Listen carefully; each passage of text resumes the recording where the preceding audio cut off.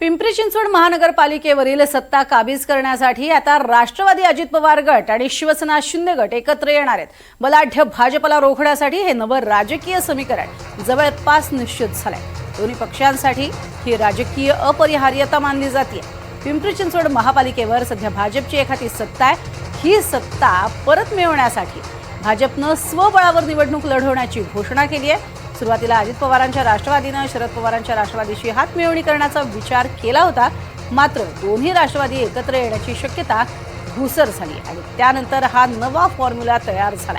दरम्यान राष्ट्रवादी आणि शिवसेना यांच्यातील या नव्या युती संदर्भातली अंतिम बोलणी सुरू आहे। एकनाथ शिंदे गटाच्या स्थानिक नेत्यांनी ही युतीला सहमती दर्शवलेली आहे। राष्ट्रवादी काँग्रेसचे शहराध्यक्ष योगेश बहल यांनी ही माहिती दिलेली आहे। त्यानुसार जागावाटपात राष्ट्रवादी काँग्रेसकडे अधिक जागा राहतील असं म्हटलंय।